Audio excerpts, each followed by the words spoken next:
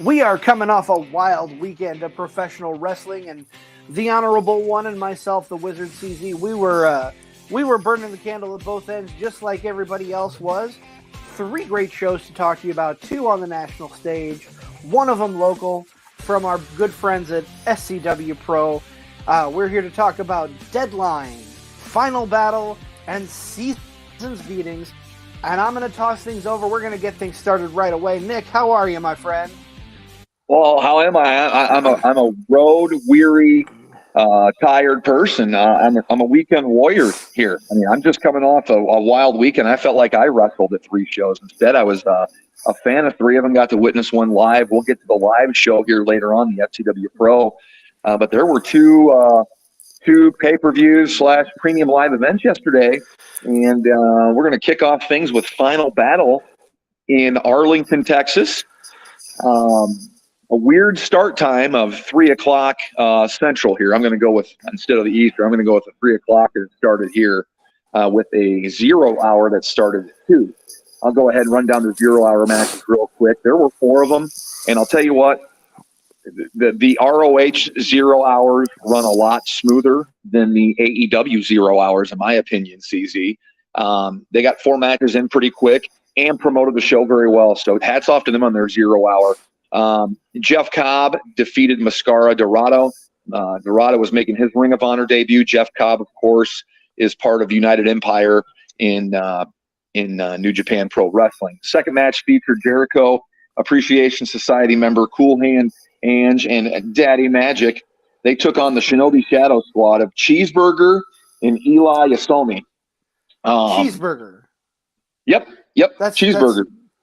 That's a legit wrestling name, Cheeseburger. Yeah, the Shinobi Shadow Squad. Go check it out. It was my first experience with them. I had vaguely heard of Cheeseburger, but it wasn't bad. I think the 0 hours should be up on YouTube if you want to go out there and listen. Go out there and find it. Hey, we're on YouTube as well. We're also on Facebook, Twitter, and Instagram. Card Subject to Change Podcast. Like, follow, and subscribe. Leave a rating. Also, please ask questions. Not that we can answer them, but we will try to find the answer. And also, it adds for great show fodder to see how unsmart the Wizard and I both are. So exactly. On that, I also have to mention that we are part of the For Frequency's Sake podcast network. So, shout out to For Frequency's Sake, our podcast higher ups, and thank you very much for getting us on the air. For Frequency's Sake, for life. For life. Hey, yo. We got a survey. The rest of the Ring of Honor 0 hour pre-show is wrapped up with Willow Nightingale getting a win against Trish Adora. And then the show closed with Top Flight, the team of Dante and Darius Martin, the brothers, against the Kingdom, which is Matt Taven, former Ring of Honor champion, Mike Bennett, and then Maria Kanellis. So this was a pretty good tag match, and I hope these guys start a program. Good chemistry in the ring, contrasting styles. Of course, always styles make fights, but Top Flight and the Kingdom was a fun match to close out the pre-show. They ran right up until, I think they had about 3 minutes of downtime between the pre-show and to the show, and they kick off the show. This is the 21st Final Battle, CZ. The largest gate, largest crowd in Ring of Honor history. We are welcomed by one of my favorite wrestling broadcasting tandems. That's Ian Riccaboni and Caprice Coleman. Caprice Coleman's a former tag team partner of Cedric Alexander before he got injured. So there are 8 matches on this card. All 6 titles are up for grabs. Are you ready for Final Battle, CZ, or were you ready for Final Battle? I definitely am. I think all around, ROH always puts on a good product. Tony Khan did no different, in my opinion, putting on a good product for ROH, although it does have a different feel with him at the reins. I want to talk a little. Excuse me. I apologize. I would have muted if that hadn't come on suddenly. But I want to talk a little bit before we get really heavy into the show. I love the way they have their entrance set up. I think it's very unique and very different and gives them their own style. And it keeps it very similar to what Ring of Honor always was. It was very intimate amongst the fans coming in like that. So yes, it's Big Show meets the dirt, the grime of the indie feel. Yes, I do like the presentation. Nothing over the top. I think Jericho was the only one with pyro. He's the world champ. Of course, he's Chris Jericho. He's a sports entertainer. But video screens were fine. I really like the presentation and the setup as well. Good way to bring that up. The other thing I have written down in my notes that I want to bring up real quick before we get into the matches. What do you think of the turnbuckle pads compared to WWE? AEW, ROH, they have the longer turnbuckle pads versus the short ones that just cover the buckle. I don't know. It kind of reminds me. It's kind of like a link to the old school, right? It's kind of how it always used to be. So it doesn't bother me one bit. No, that doesn't bother me one bit at all. You know, I've kind of grown accustomed to WWE having their way for so long.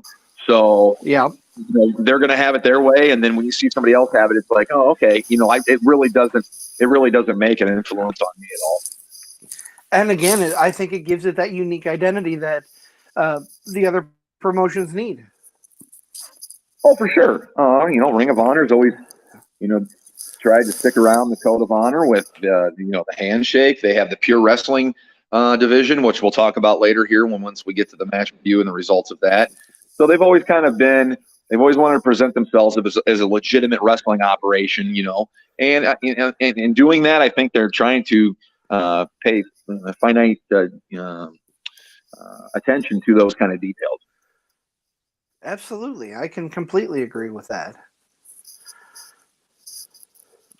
Well, we're going to kick off the show. The show kicks off, and it's a pretty good mover and shaker, if you will.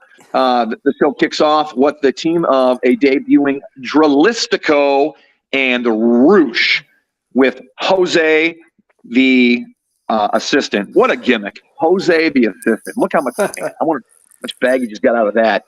And then a now maskless Preston Vance, formerly of the Dark Order, now working with Roosh. They're taking on the newly signed A.R. Fox and Blake Christian. We've seen Blake Christian before on Impact. We've seen him on AEW Dark and Dark Elevation. And we've also seen him in GCW. A great young talent. He can mat wrestle and high fly as well. Fun opening match, I thought.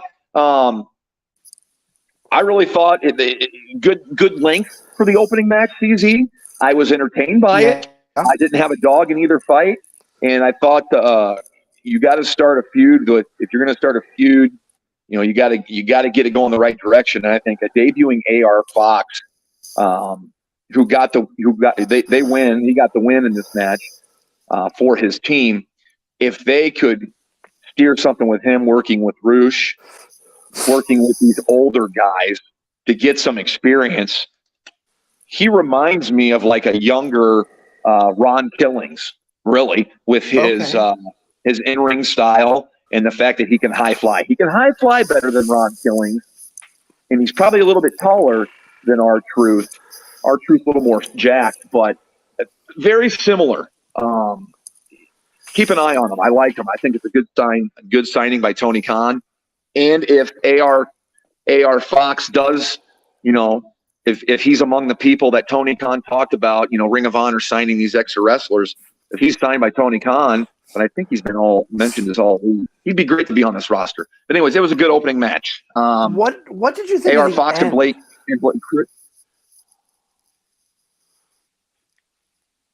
Yeah, you mean the botch? Sorry.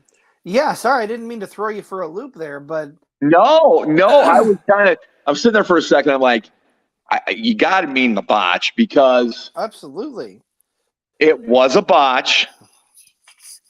I'm guessing that was when the match was supposed to end. But I will give Ring of Honor credit. They stuck with it. Okay, right? Yeah. Wrong or indifferent. Okay, it's what I told my oldest kid when he umpires in the summer for money. I said, whether you're right or wrong, you stick with your decision and you don't back down. Okay. So I think I think that's what they did. Roosh was visibly pissed off. Did you not see that? Visibly pissed off. Absolutely. Because I don't think the match was supposed to end right there. I think the result was supposed to be the way it was, but it wasn't supposed to end like that. It caught Roosh off guard. But the referee stuck to his guns. I'm not going to harp on the referee here, but I know that I'm not going to harp on them. They stuck with their decision, and I liked it. I agree. All right, we're going to flip through the next few matches here because we need to go in depth about probably a match of the year contender. In match number 2 of the night, it's our first title defense of 6, and it's the AEW Women's World Championship. Mercedes Martinez is your champion, and she is taking on the challenger Athena. Athena, formerly Ember Moon of WWF. For those that don't know, she's been on the AEW roster, really hasn't had a place, has kind of garnished a reputation. I have a funny feeling who that third man's going to be. Garnished a reputation on the main roster. This is Athena, where she's kind of been hard to work with. So what better place than to go to Ring of Honor and in her hometown, in Dallas, Texas, challenge for the women's title. And I'll tell you what, this was a good women's match. Tough match for the champion face working in the hometown heels crowd. You know, the heels hometown with that crowd. Yeah. But this match was better than I thought it was going to be. And we have a new Ring of Honor Women's World Champion. And you'll be saying that a lot today, Nick. I know, that's why I got my warm coffee here, a couple bottles of water. So I'm on an and new count, and we're getting into it there. But Mercedes Martinez drops the belt here to Athena. Decent match. I wish Tony would take a hint from his Ring of Honor pay-per-views, because this show kept moving. Did it not, CZ? We're moving in between matches. We're showing the backstory of what's coming up next, how it got to this. And the backstory of the next match, I'm not going to sit here and say I'm an expert on this next past storyline. I wasn't watching Ring of Honor at that time. But the next match is Swerve and Our Glory, Swerve Strickland and Keith Lee, who've been on the rocks lately. Not a martini, but they've been on the rocks lately. And they're taking on Shane Taylor Promotions, the team of Shane Taylor and J.D. Griffey. What this video did show me, though, and I appreciate this from Ring of Honor, they're bringing the new viewers in and the people that may have missed it out. You know, Shane Taylor and Keith Lee were partners. They were buddies. They were tag team partners. They went around kicking butt together, and then they had a disagreement, and it's not been the same since. So that's the feud coming into this. And it's very similar on the other side right now with what's going on. Yes, very similar. So not only is there Swerve and Our Glory on the rocks, Keith Lee and Shane Taylor are also on the rocks. And in my notes, one of the few things I didn't take a lot of notes on this match, but the first thing I said is how are Keith Lee and Swerve still a tag team after how things ended at Full Gear? I don't know. Maybe I missed something on Rampage, because I'll self-admit I did not watch Rampage this past weekend, knowing how much wrestling I was going to partake in yesterday. On Saturday. So something must have happened, and I feel bad if you know out there what happened, how we got to this point where Swerve and Our Glory are still together and they haven't split yet, but maybe they will after what happened in this match. Let us know on social media, Facebook, Instagram, Twitter. We're at Card Subject to Change Podcast. Please let us know what you thought about this match amongst the others that we're reviewing. The ending of the match showed Shane Strickland, Swerve, walking out on Keith Lee and leaving Keith Lee to fend on his own. Last time we saw that was at Full Battle, was it not? Yeah. Or Full Gear. Full Gear. But it was the opposite. It was Keith Lee leaving Swerve to defend for himself. So at first I didn't give a crap about these guys, and now I do. I want to see where it's going to go. So credit to them.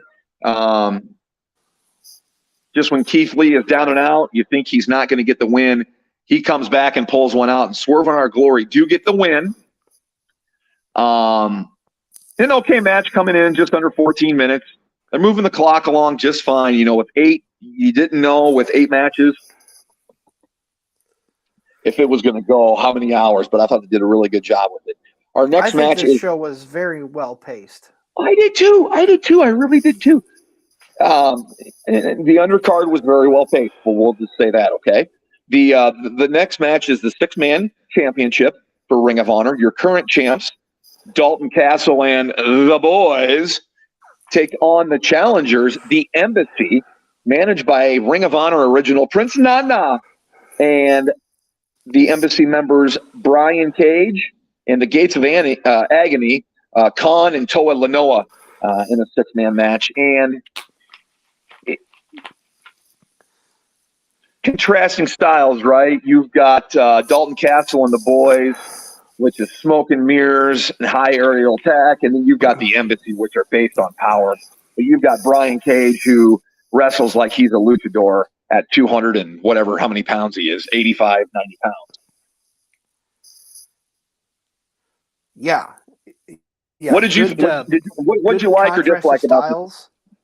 Yes. What CZ, what did you like or dislike about this 6-man match? Really, honestly, what I just said, the contrast to styles, I think meshed really well.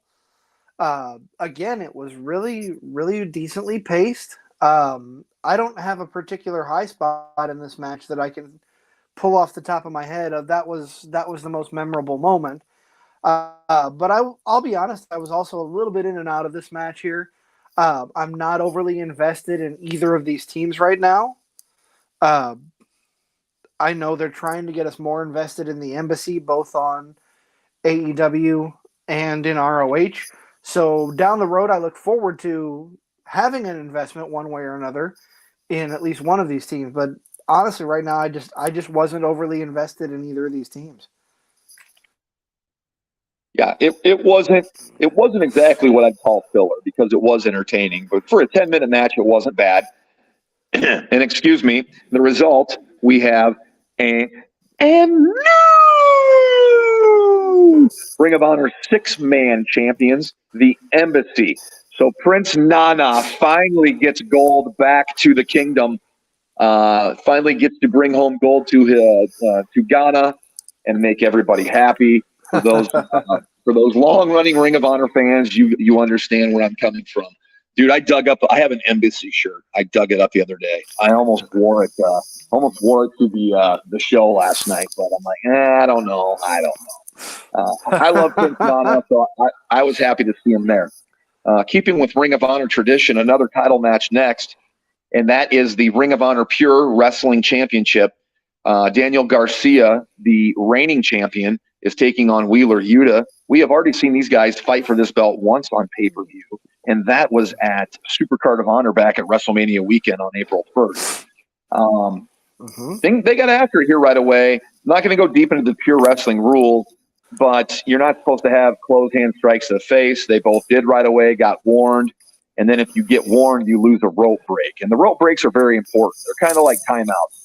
And I wanted to know what you think of it. You're not really you don't watch football, but I liked how they had the graphics up for this, like a scoreboard at the bottom with how many rope breaks they had left. I just think less is more, and Ring of Honor does a great job with it graphically and with their production. Yeah, I thought that lower third key really added to the match, so you could see where they're at rope break wise. It was very well done. The production quality, in my opinion, of this show overall was top notch. I don't know if it's on par with WWE. I don't want to go out on a limb and say that, but it's pretty close. Yeah, they got a long ways to go because WWE's got the money and have done it for years. But this is kind of like, hey, when NXT was going big with their takeovers, it kind of had these feels, did it not? And I would, and maybe that's a disrespect to the NXT takeovers because there was probably more fans at those than there were at this. That's a hard ticket on it. It's a weird time on a Saturday afternoon. We're going to skip the dog collar match real quick. We're going to talk about the last two matches on the card. And we'll talk more about match placement later when we talk about the dog collar match, CZ. But okay. Give me your take on the Ring of Honor television title match. Samoa Joe, the king of all television, his words, not mine, but I'm not going to tell him, against new EW signee, former IWGP United States champion Juice Robinson. Excuse me. Well, I love how he's coming out in his Bullet Club gear. Yep. Bullet Club is it still even legitimately a thing, or is he just giving that as a throwback? Because No, I know think, it's kind of. I think it is a thing, but there's been so many spin-offs, so I don't know. I think, as far as I know, it is a thing. Jay White, the current IWGP Heavyweight Champion, is the quote-unquote leader of Bullet Club. So as far as I know, the Bullet Club is still a thing. So my question there is, how long before Jay White joins the WWE and we have a triple threat between him, Finn Balor, and AJ Styles as who's the best leader? I think you just booked a future WrestleMania match. Go ahead and that's send kind that of the into. storyline they're telling now over on that side of things, but that's Go ahead and send that into Triple Paul. Go ahead and send that into Triple Paul. Will you do that for me? Absolutely. Okay. Go ahead. No. What'd you think about this match? I thought it was really well done. I love, again, this is a nice contrast in styles. Juice is a little faster on his feet than Joe, but Joe can fly with the best of them. Really, the ending is what got me here. The Joe goes. There's a point where I thought Joe did a really good job transitioning himself into an STF, followed by a crossface that I thought Juice was going to tap on, but he got to the ropes. And then, of course, Juice goes for this high risk move, and Joe pulls the rug out from under him. He hits crotch first on the ropes, and the Muscle Buster ends it. I love the Muscle Buster. I know why WWE didn't use it very much, but that's Joe. That's my favorite move of Joe's. His submission. And Joe's been doing it forever. He's been doing that Muscle Buster forever, and then the Cochina Clutch. He's been doing that forever too. So glad that he's always stuck with those moves. I agree. It's nice to see that he keeps his moveset, his finishing moveset, as it is, and it's not a revolving door. Which, let's go. You know what? Speaking of revolving doors and finishing movesets, let's talk about Chris Jericho in the World Championship match. Yes, let's talk about this championship match, and then we will take a break. We're almost up against it here. The network heads are going to have our hides, if you will.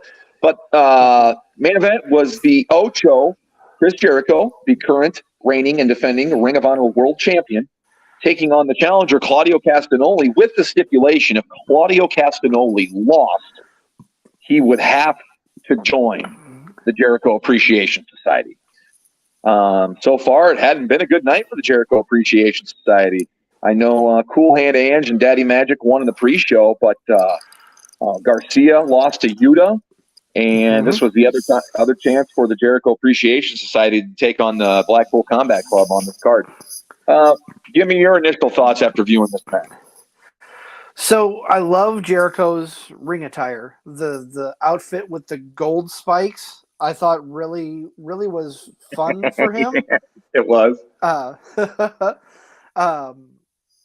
And of course, Jericho starts off disrespecting the Code of Honor, and the announce team is very adamant about pointing that out before Jericho chases them off to who knows where. That was a fun moment. Jericho comes out and he just Ian Riccaboni, and I refresh my memory. I can never remember the other guy's name, and that's on me. I need to be better at that. Caprice Coleman. That's okay. Coleman. That's what friends are for. I need a lifeline at least once a show here.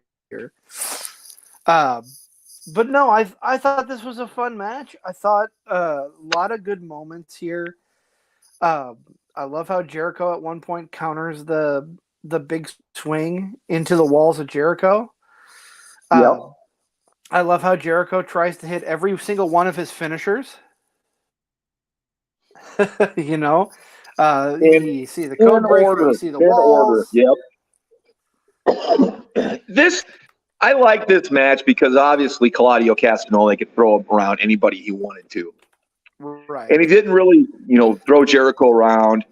And this match was fun at times too. I liked the ending. I liked the ending because it caught me out of nowhere. I'm going to have you explain the ending real quick. But it caught me out of nowhere, and that's why I think that's what saved this match for me. If it, maybe if it ended with the neutralizer into a pin, maybe. But I don't have a problem with this ending. In fact, I don't know if we've seen a match end like that with That's Claudio exactly involved. what I was thinking. You read my. So I didn't have a problem with it. I was surprised. I was entertained. So I'm not going to poo-poo or give a star rating on this match. But I'm going to tell you this: I was entertained and thought it was fine. Yeah, I mean the closing moments of the match see Daddy Magic and Cool Hand Ange come down with Jericho's bat. One of them distracts the ref. The other hits Claudio. That's Floyd to you. That baseball bat is Floyd. My apologies to Floyd. Floyd plays a factor, knocks out Claudio, but Claudio is able to kick out, and the ref ejects the Jericho Appreciation Society. Rightfully so. Absolutely. This was my favorite moment of the night, as far as cool endings. My favorite match, obviously, is going to be the same as yours, but we'll get to that in a minute. I love Jericho goes to hit the Judas effect. Claudio counters it directly into the big swing. Has 33 rotations, which I believe is a record for him. And during the final rotation, Jericho is seen tapping the mat. I agree. I do not think we have ever seen anyone end the or tap out to the big swing like that. But it makes sense. Jericho. I would have tapped Jericho's out about getting the dizzy. His hair plugs were going to fly out. I don't know. I would have tapped about 5 revolutions in, but the sudden ending of it and the announcer's reaction, the pause from the crowd because they didn't know, and Castagnoli pausing made it even more of a surprise, which I loved it. I love how it ended. I don't think they could have ended it any other way. You have a way in your head you want the match to be booked or how you want it to end, but I really didn't see this coming. I was surprised, and next to the dog collar match, which we're going to talk about here right after the break, I thought it was the second best match on the show. And what do we have as a result of this match, Nick? We have the winner of this match, by the way, at 17:15 was and is and Ring of Honor World Champion Claudio Castagnoli. We are at 3 and news for the day, just if you're keeping track at home. But yeah, let's toss to break and come back. I'm anxious to talk about that dog collar match. Dollar collar? You and me both. Yeah, that'll be the next match. Dollar collar. Dollar collar? Double dollar collar match. That'd be interesting. Oh my gosh.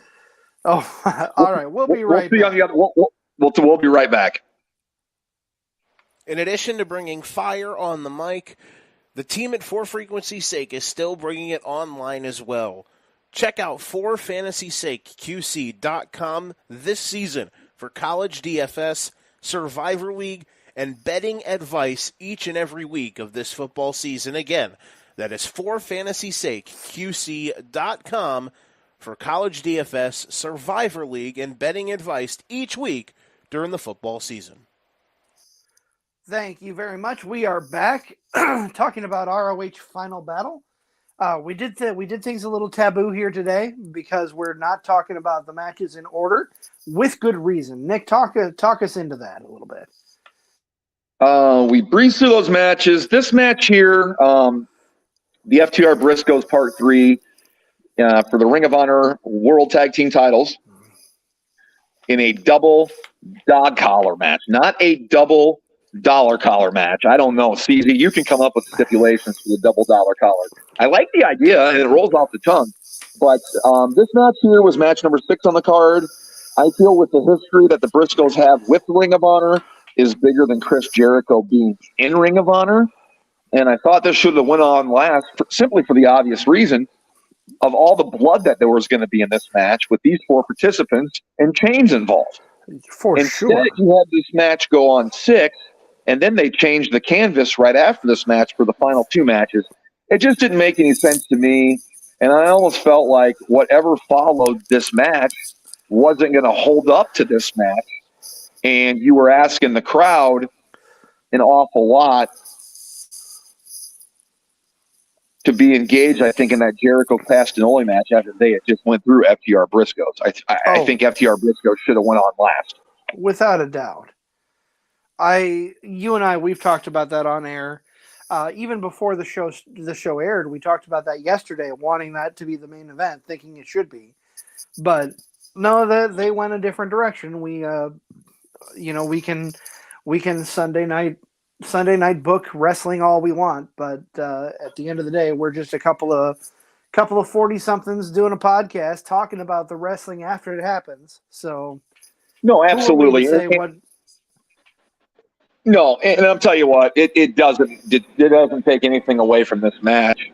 I just think maybe the crowd would have been more involved with the last 2 matches instead of after this roller coaster ride they went to.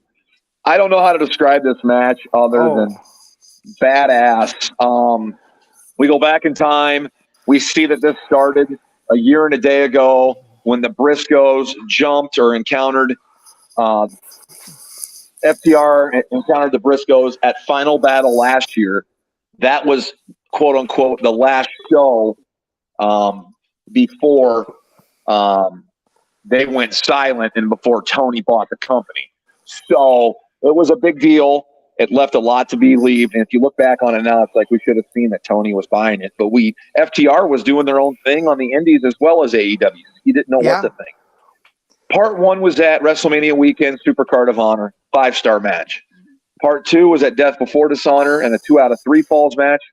FTR playing the Briscoes game and doing the 2 out of 3 falls match, which if you're a Briscoes and Ring of Honor fan from way back when, you know the 2 out of 3 falls match is their specialty. The Briscoes, that is, FTR beat them at that, and now we're set up. This match was booked late Wednesday night due to Jay Briscoe not being able to appear on TV for something he said and apologized for 9 years ago. I'm not going to talk anymore about it.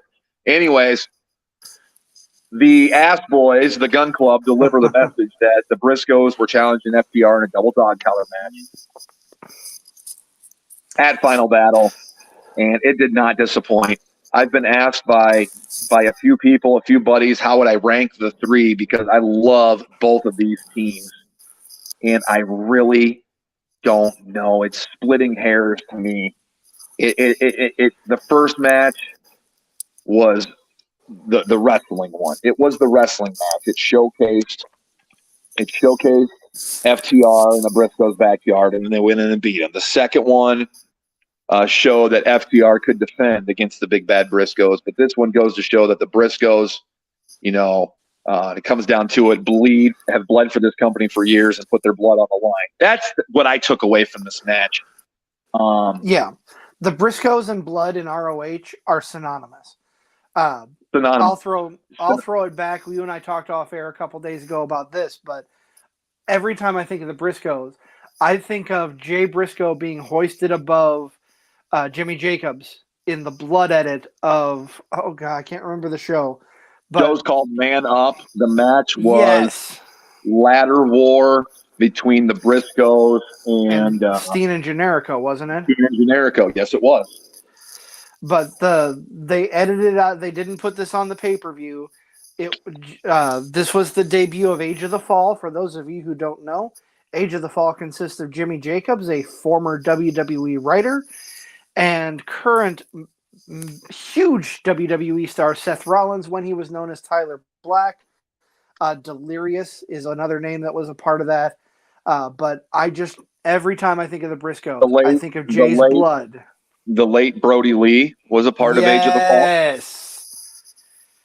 How could I forget that? I am so sorry. Oh man, someone's not going to get some extra wrestling stuff in their stocking this year. That is very true. I'm gonna get some. I'm gonna get a gobbledygooker figure in my stocking. Mikey from Mass has not been a good boy. No. But yeah, the Briscoes and blood in ROH. Those two things go together like peanut butter and jelly. Synonymous. If you don't see Yeah. Jay Briscoe or Mark Briscoe with blood on them, and what was wrong, but I'll talk about my favorite parts of the match or what I thought was really creative that I hadn't seen before. By the way, this is Ring of Honor's first ever double dog collar match. I don't know if I've ever seen a double dog collar match before, so I'm going to say it was the first one I've ever seen. It's also the best one I've ever seen.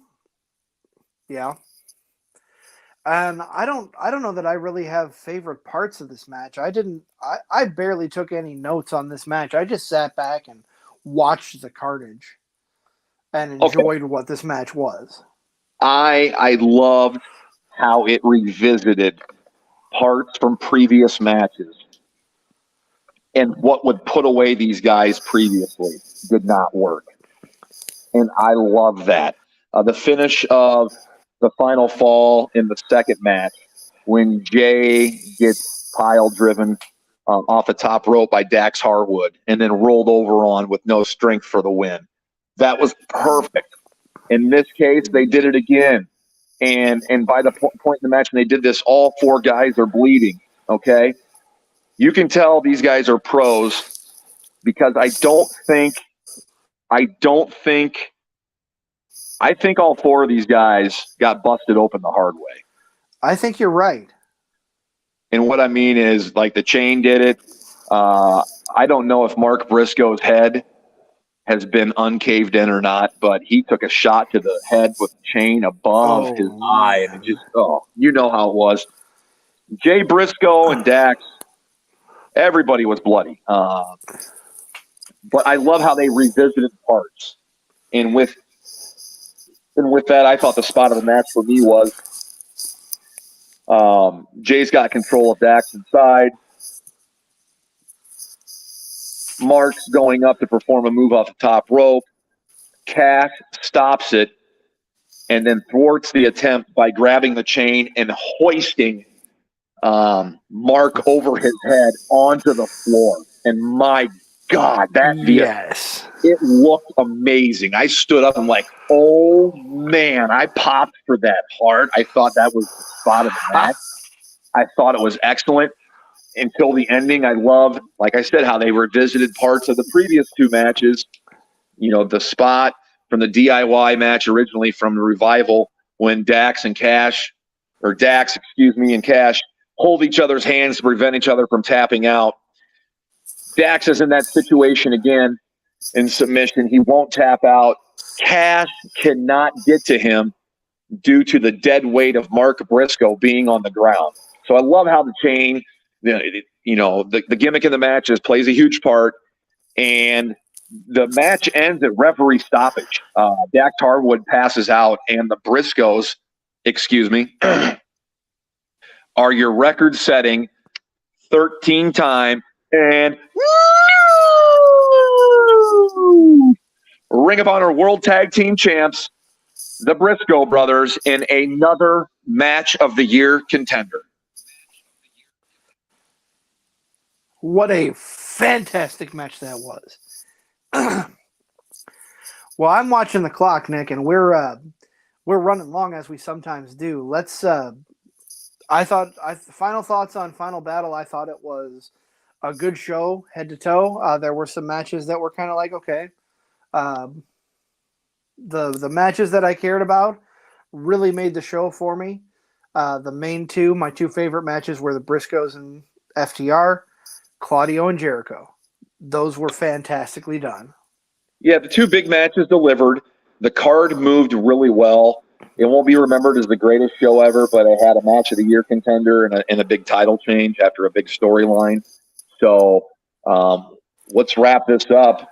We're up against the clock here. We've got a deadline. You see what I did there, CZ? I do. We're going to talk about deadline when we come back and SCW Pro.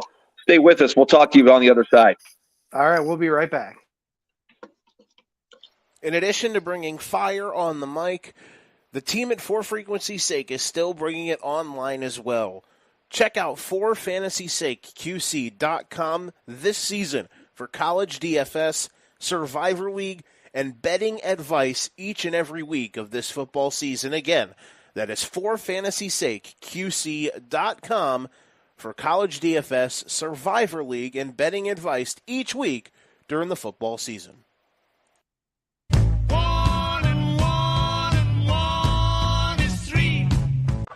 have a funny feeling who that third man's gonna be. Welcome We're back. back now. Welcome back. Yeah, welcome back here. We always have these standards set. We're like, we're going to talk about this for this long, this for this long, this for this long, and like a runaway train, we ain't going back. I mean, we're off the rails now. We're going to talk about NXT Deadline. This show was not scheduled until after the final battle was announced and scheduled.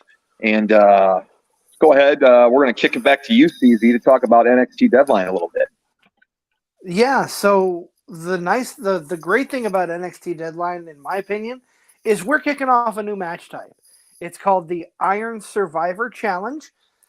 Just to give you a rundown here, on paper, the match looks like it's going to be like, okay, what are we watching? But in my opinion, watching the match off of paper paid off. So you've got a 25-minute match. Two superstars start every 5 minutes. Another one enters. Pinfall, submission, disqualification earns you a point or a pinfall. The person who loses the fall goes into a penalty box for 90 seconds. And the person with the most falls at the end of 25 minutes becomes the Iron Survivor and new number one contender to either the NXT or the NXT Women's Championship, respectively. Lot to unpack here, Nick. What did you think of the match concept? Excuse me. Thank you for doing the and new, because I think my throat has reached the vocal limits with doing the Howard Finkel tribute. But the match concept was intriguing. Why? Well, we've never seen it before. Anytime we haven't seen something in pro wrestling, you're intrigued. The great unknown. I will flat out tell you this. I had low expectations. When I saw the penalty box idea, I kind of rolled my eyes. Let me say it here first. This match, maybe because I went in with lower expectations, I didn't think this match would stink. I knew it was going to be unique. I wanted to see how they were going to pull it off. I love the graphics with the scoreboard at the bottom, what the clock that comes up with their penalty time. I love this match concept, and I love it for the fact I think I like it a little bit more than what the men's and women's War Games matches did, because this show, much like the War Games, started and ended with both the women's and men's gimmick match. In this case, it was the Iron Man and Iron Woman Survivor. No, not exactly, but the women went first, then the men, is what I'm trying to say. There was a lot of redundancy in the War Gun. There was a lot of redundancy in the War Games matches, I thought. I didn't see that here. Different fun spots in both. And really, they had a blank canvas, CZ, to do whatever they wanted, because this was the first time ever. And I love this concept. Absolutely loved it. And, so we start off with the women's match. Running down the competitors, you've got Roxanne Perez, Zoe Stark, Kiana James, who I haven't watched NXT at all. I'm not familiar with her, but also have Cora Jade and Indy Hartwell in the mix. That is the order that they came into the match in. I did not write that down in the men's. I did not book it that way in the men's as far as writing down the order. We'll get to the men's match in a little bit. I think I can tell you off the top of my head. I think I can tell you. So when we get the men's, I'll help you out there, tag team partner. I appreciate that. But, every five. So Roxanne Perez, Zoe Stark, they start the match out. They've got 5 minutes to themselves. Nobody gets a pinfall in that first 5-minute period. And then Kiana James is the next one in the ring. And it's Zoe Stark who gets the first point on the board, forcing Roxanne Perez, who got pinned, into the penalty box for 90 seconds. I completely agree with you. The little red clock popped up above Perez's name, showing how much time she had in the penalty box. That was really cool here. I think the penalty box does have its ups and downs. On the plus side, it gives Perez or whoever is in the penalty box time to kind of catch their breath and become a little more fresh. Maybe. We'll get to that later. But at the same time, it prevents them from that prevents them from getting a pinfall or a submission. But that is the whole point of the penalty box. You get pinned, you have 90 seconds where you can't make a move. Cora Jade comes out next. Perez comes out of the penalty box shortly after and just goes after everyone, but isn't able to get a pinfall. Cora Jade is able to get one, however, on Kiana James. She goes into the timeout. Great match. This match overall, You sound like a dad there. She goes into timeout. Take a timeout. She goes into timeout. Go ahead. I'm sorry to jump on highlights for me. No, I don't want to go move by move, but it ends up a 4-way tie at one point. Zoe Stark. No, I'm sorry. Kiana James hits a Spanish fly on Zoe Stark. That was a highlight of the match for me. I thought that was really well placed and hard to do when you've got 3 other people in the ring around you. But that is what ultimately becomes the end of the match. Everyone scrambles to take advantage of the downed woman, but it's Roxanne Perez who gets the pinfall at the very end because everyone's taking turns breaking it up. Perez becomes your new number 1 contender for Mandy Rose's women's championship match. Championship, not match. They'll have a match. I love how my brain works sometimes and doesn't coordinate with my mouth. It's awesome. Me too. And I'm just sitting here letting you just do it, man. It's pure entertainment. My bad. I'm sorry. I won't let you drown. Good match, fun match. And I loved how emotional Booker T was afterwards. Roxanne is one of his students from his wrestling school. Everybody knows it, Booker T. Or if you don't know, Booker T's got a wrestling school. And that's one of his graduates. So he was pretty excited for that. Yeah, that was a great moment for him, a great moment for Roxy Perez. I'm anxious to see where they go with that because that's not who I would have pegged coming out as the number 1 contender, but I really honestly didn't have a better choice in that match. When we get to the men's match, it's a little bit different. But after that, we see Braun Breaker and Apollo Crews both arriving in the building. We talk about the Creed brothers and their injury, not being able to compete tonight. Alba Fire and Isla Dawn have a match. And then we move on to the New Day backstage, talking about becoming Triple Crown Tag Team Champions. Notice how I said there was a match in there, but we're not going to talk about it because it's not worth it. Yeah, I've been kind of keeping up with NXT. And I didn't think this match was booked too well to get here, so went by it too quick. And really, with this to me, outside of the Iron Survivor match, was probably the match. It was the match of the night until the Survivor match because I just like what happened in that match for the men. But you've got the New Day, and they're doing their thrusts backstage, and everybody's pumping fine for this. And I would be too, man. You get to see the New Day in an environment like that. And the Pretty Deadly come out in their festive sweaters. Yes, boy. I love Pretty Deadly. I love Pretty Deadly. I love everything about it. I love how they get the slow-mo entrance like Miz and Morrison used to get. I think it's awesome. I love everything about them. I love this match. In fact, I think this is one of the things I'm probably going to go back and watch immediately after watching the show because it really was a fun match. Oh, I agree. I'm probably going to go back and watch this. But, just to give you my favorite highlight, you had the homage to Eddie Guerrero towards the end of the match, which was just hilarious. Pretty Deadly comes in with one of the title belts. It gets hot potatoed between New Day and Pretty Deadly, and everybody falling onto the mat. It ends with Kofi holding the title, looking around at everybody who's laying down pretending they're injured. He drops the belt and plops down himself. So you've got all 4 guys pulling an Eddie Guerrero like they all got hit by the belt, and the ref just doesn't know what the hell to do with this. That was my moment of the whole show. That was a fun moment. That was a very good moment. The crowd loved it. You know, New Day's laying there motionless, and then you've got Pretty Deadly rolling around like fresh roadkill, you know? So I loved it. I loved everything about this. The New Day, surprisingly, take the belts off Pretty Deadly, which is kind of a sign, if you will. We had heard maybe that New Day would be getting put on NXT for a while. I think maybe they put them down there because they don't have anything left for them on the main roster, possibly till Big E comes back. I don't know. Yeah, that's very true. That could another reason to watch on Tuesday nights that New Day is. Oh, excuse me. What are New Day? And new tag team champions, NXT tag team champions.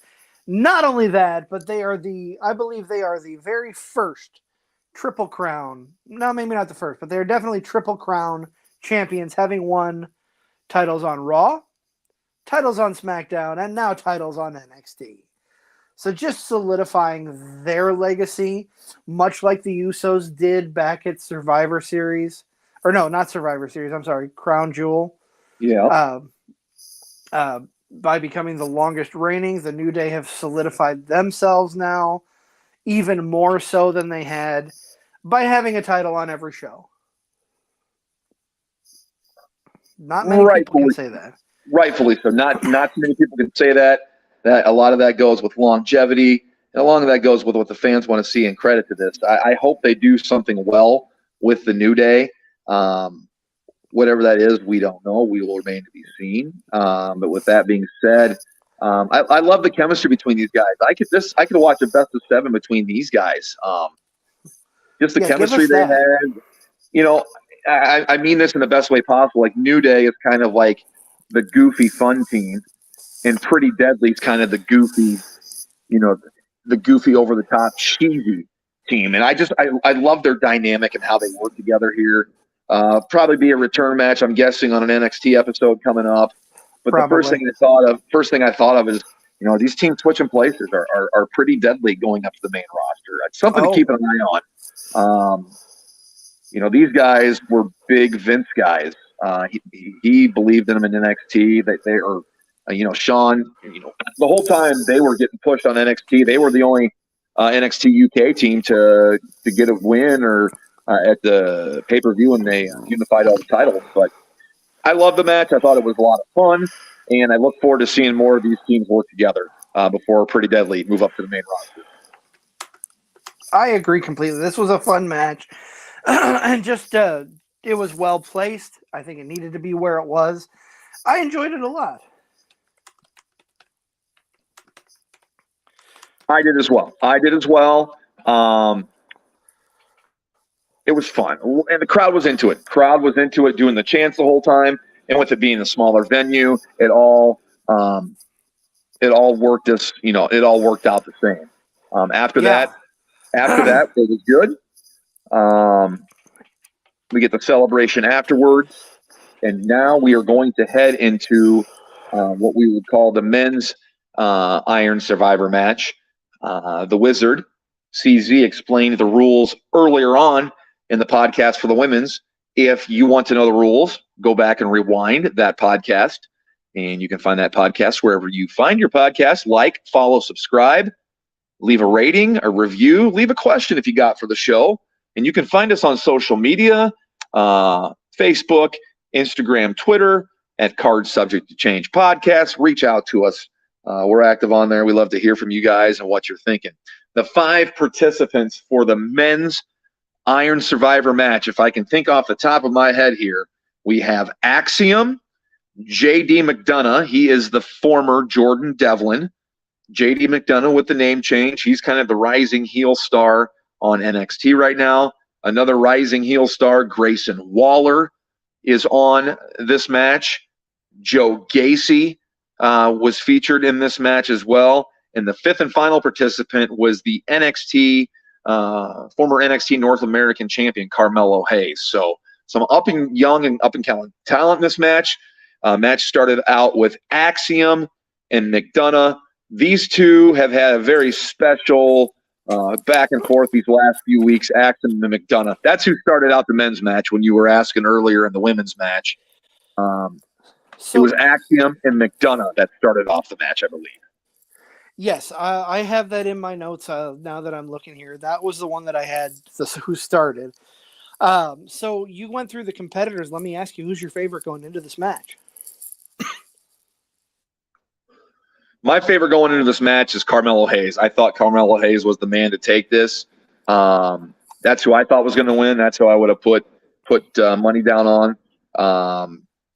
Who did you think was going to? You know, I felt about the same way, but I had Carmelo tied with JD McDonough. Both of them have had titles in the past, respectively. JD had the Cruiserweight. Carmelo had the NXT North American Championship. But I told you a couple days ago that my sleeper was Grayson Waller. Yeah, you did. You absolutely did. And a true come to form, Grayson Waller pulls this out. How they got there is terrific. I wrote down a note during when you were talking about the women's match, and I wanted to talk about it during the men's match. I just love how in the Royal Rumble you want to be, of course, a later number. But I think in this match, don't you want to be out there earlier? You have more time to get pinfalls. Because I remember Joe Gacy, when he came in this match, everybody had at least one. Most of the guys had two, and he had zero. Except for JD McDonough. JD McDonough did not get a decision in this match at all. He did not get a decision in this match at all. But he and Axiom furthered their feud in this, which I totally liked. I thought Joe Gacy really shined in this match in the short amount of time he was there. He's working on his body, you can tell. He's not wearing the shirt and pants anymore. They got him in the big boy trunks. That's what I'd wear too, Joe Gacy, so don't worry about it. But he looked real well in it. The Grayson Waller winning, I really liked. The thing you need to note on Grayson Waller, something's going to happen with him and Booker T down the road between here and WrestleMania. Maybe they have a match. Maybe they don't. But Grayson Waller called Booker T a bitch. Yeah, he definitely did, and that was. Give me things you don't say to Booker T for $300, Alex. I mean, what is your a bitch? Yeah, do not say that to. Tell me, and then he said it under his breath, and that's what I really loved about this match. That there was subtleties all throughout, but Booker T goes, "Tell me, he did not just say that," and he said it no louder than that. So I love Booker T so much. I always have. If we can get another run out of Booker T and working with Grayson Allen, everybody wants to see Grayson Allen get his ass kicked, especially now after winning this match. So him and Booker T would be fun. I'm all for it. Maybe at an NXT takeover on WrestleMania weekend, maybe sooner. I don't know. But if Booker T and Grayson Waller is an option in the future, give it to me. And the way this match ended, the final moments of this match, I love the quad super kick on McDonough. That was a fun moment. Everybody, you've got McDonough in the ring. He's looking around at everybody, and then all of a sudden, that's how to have a super kick party, in my opinion. But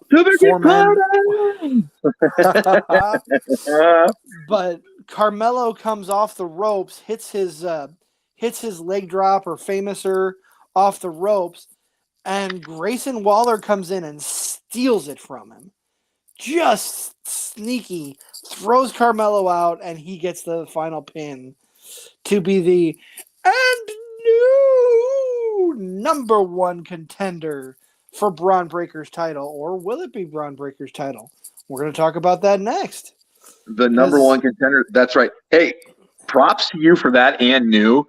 You must be a medium because you're channeling the other side. You blended Finkel with Paul Bearer there. When you go Oh back and listen to the my- podcast, you hit a new level there. I don't know who you're talking to or who you're channeling, but Paul Bearer definitely came through there. I love it.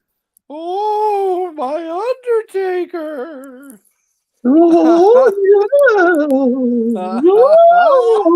Oh man, okay. Enough of that. At least for me, you can do it. You do it better than I do. Well, I did play Paul Bearer one Halloween. I will admit to that. There are pictures out there, but I'm not going to bring them up. You're not going to see them from me on my side. I remember that. I won't post them either. I won't. So the final match of the night here, we had that great Iron. What is it? The Iron Survivor Challenge on the men's side. Fantastically put together.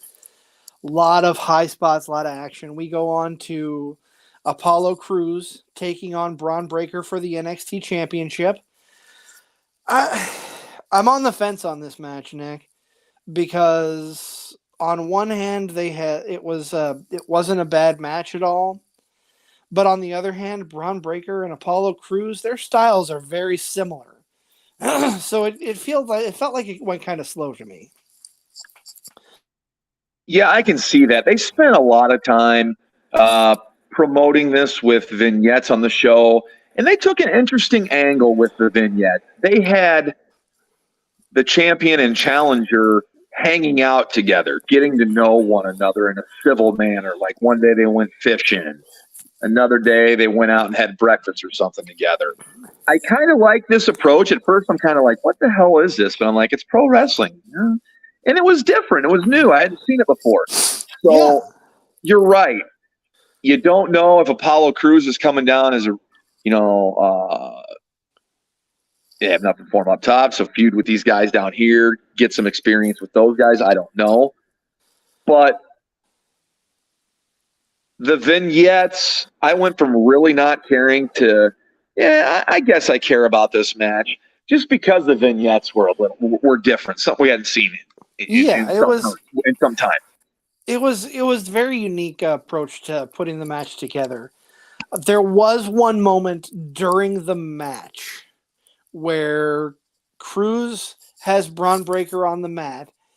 He takes a moment. You see his face kind of shaking like he's frustrated. His eyes close. He takes 2 or 3 deep breaths, and then he opens his eyes. And the commentators are very much, well, something has changed in Apollo Crews. This isn't the same guy who started the match. And you can kind of see in his eyes, he's got a little bit of a different look. I don't know how I felt about that. It was really strange. But yeah, I the best part of this match. Listen, it wasn't the worst part of the show.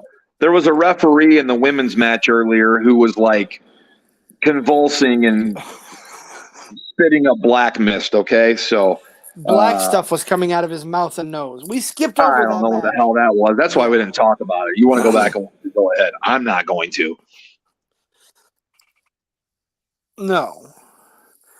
Best part of this whole match didn't happen during the match for me. It happened at the end because Braun is celebrating.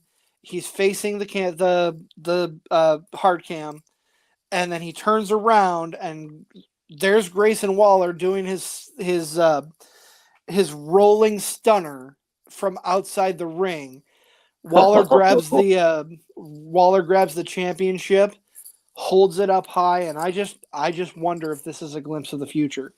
Is Grayson Waller the one to take the belt off of Braun Breaker?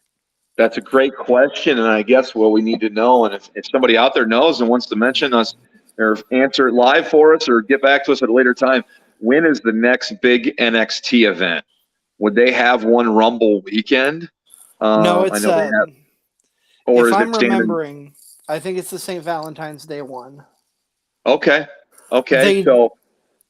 They do have an NXT show coming up, I believe, January 10th, called New Year's Evil. Okay. Don't get me started. I was just kind of looking. No. I was just kind of looking forward to like what they're going to build to, like what show are they building to with these guys? But Yeah. I like the dynamic. You've got, I mean, man, everybody's going to be behind Breaker. Waller's the cowardly heel. I mean, are they grooming Grayson? It's definitely going to be here's the question. Here's the question. Fun dynamic between the two of them. It's going to be a fun dynamic. And here's the question. He's kind of getting the ball here. I think they're giving him and seeing if he's going to run with it. Is this WWE's counter to MJF?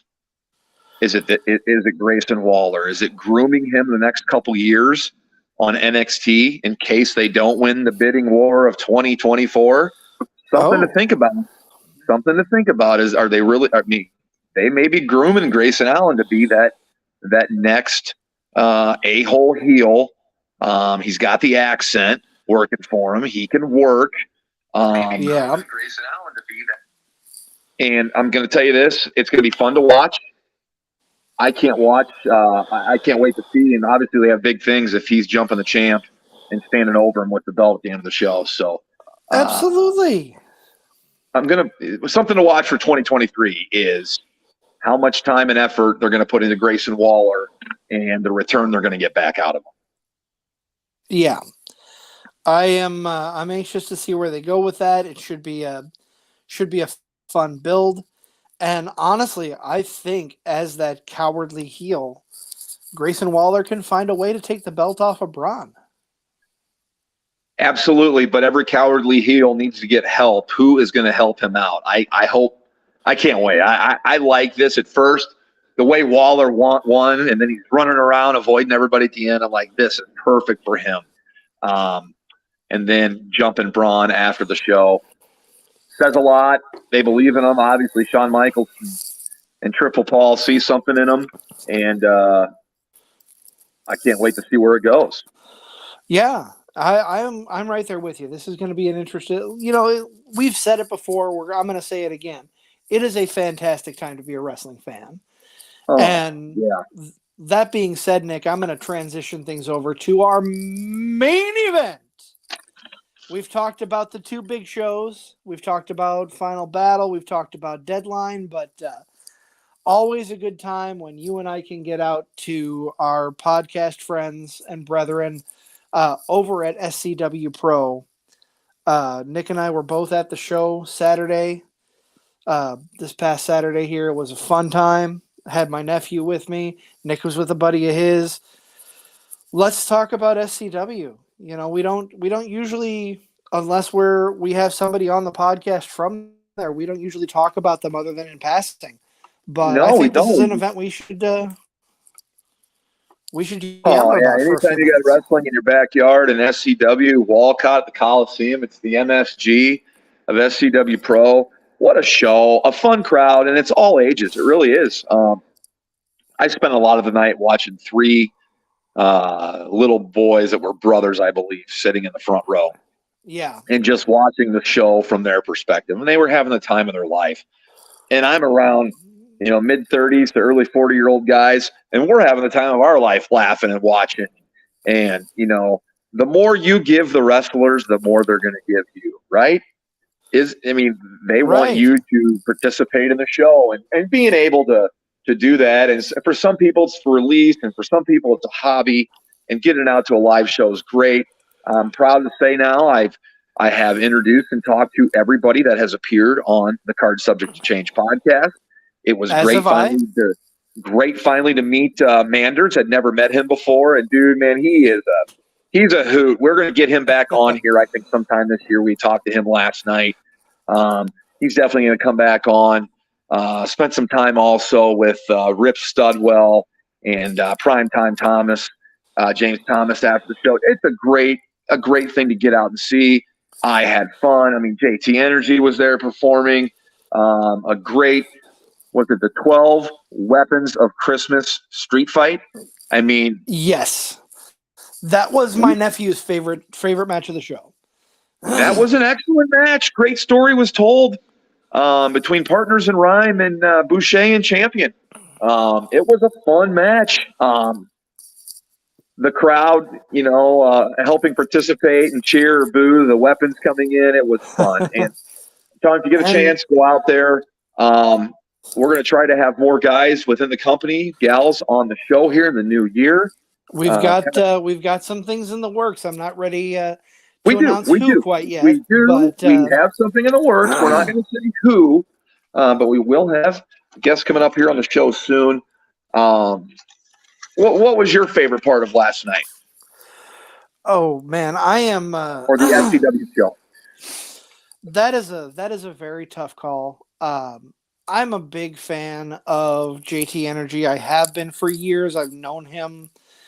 He wasn't quite in the business when I was ring announcing, but we had a mutual friend back when he started a handful of years ago.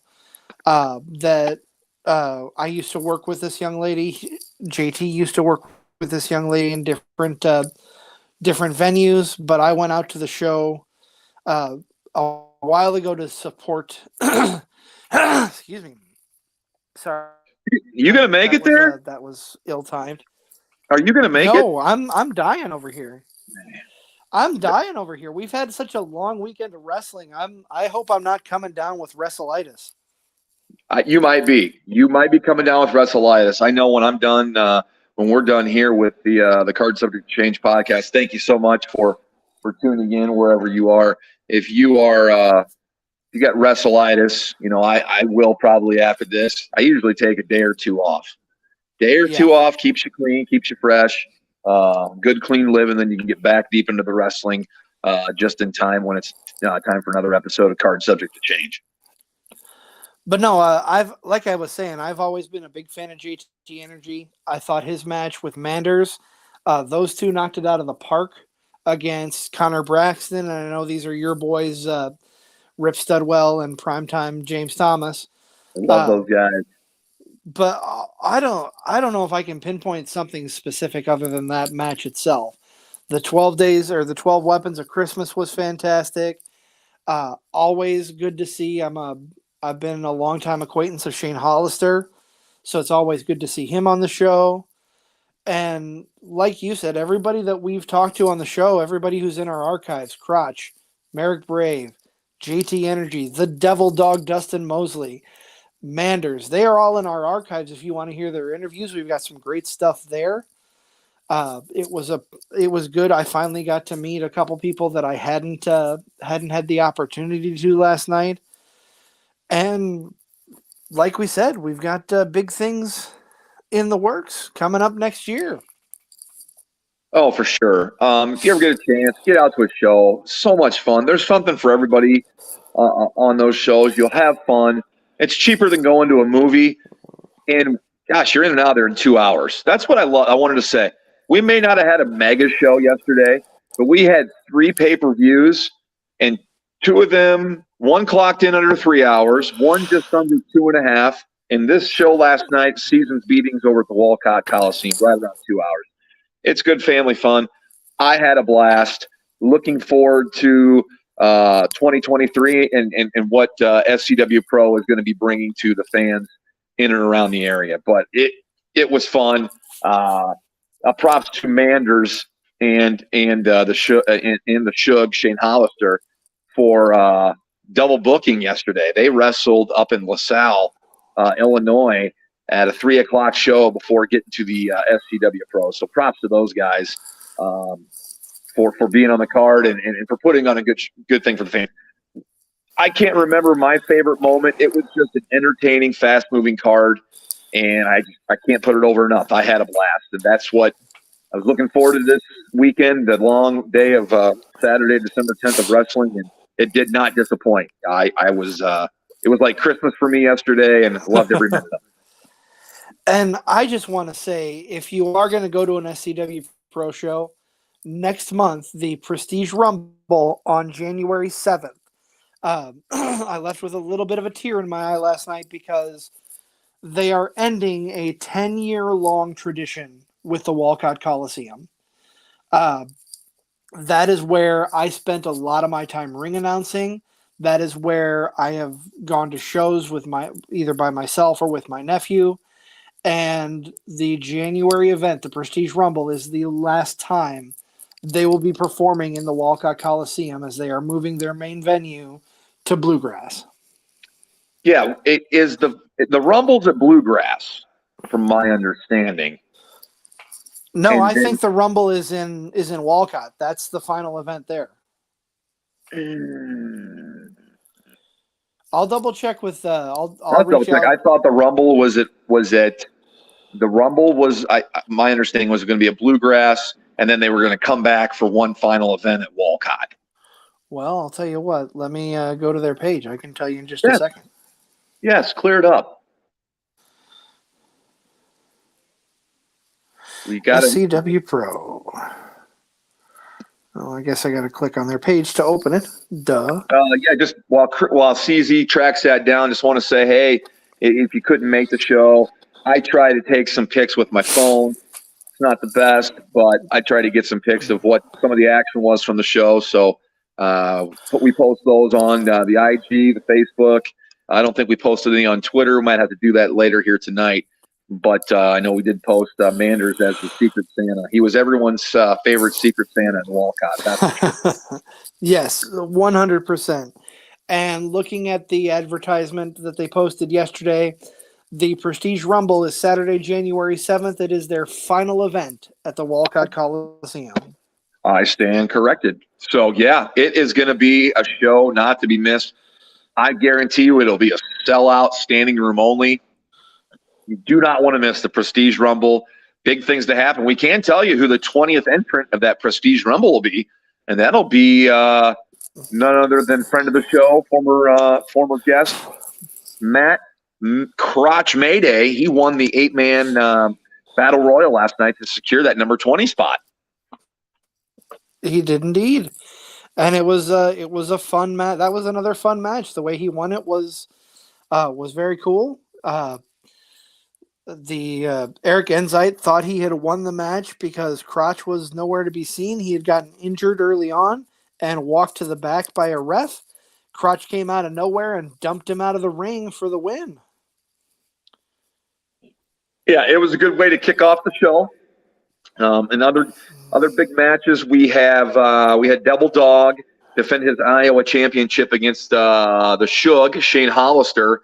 That match ended in controversy, DQ, with Devil Dog keeping his belt, only to have an announcement from Merrick Brave that at the Prestige Rumble, those two will have the last ever Walcott street fight match.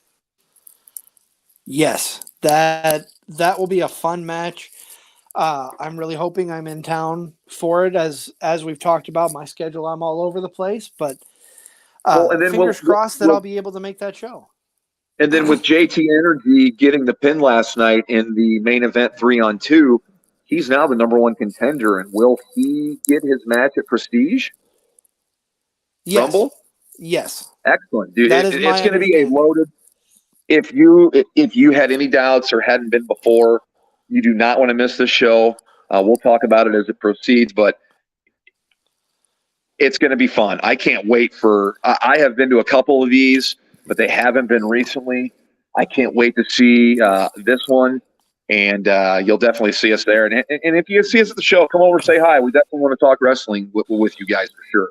Absolutely. I completely agree. Don't be strangers. We're not going to bite you or anything. Well, Nick might. Yeah, but, well, Chris might. CZ gets the munchies. So do I. That is very true. Me more than anybody, more than Nick for sure. Oh, but, no.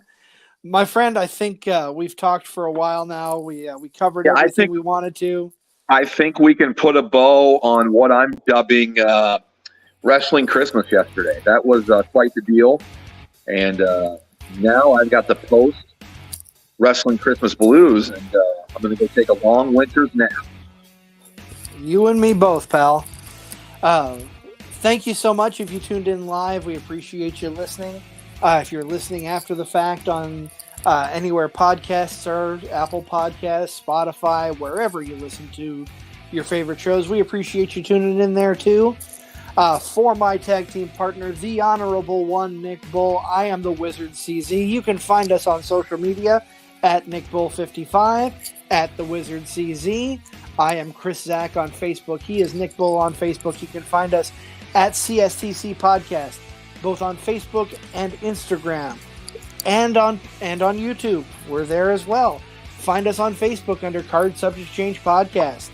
Next week, we're going to be talking all about Starrcade. We're going back to 1997, so tune in for that. It'll be a fun show, fun to review. But in the meantime, again, we appreciate you tuning in. Look for some big announcements coming in the next couple of weeks. We're excited. It's going to be a fun time. 2023 is shaping up to be really good. So keep on listening, like, share, subscribe. We really do appreciate you tuning in.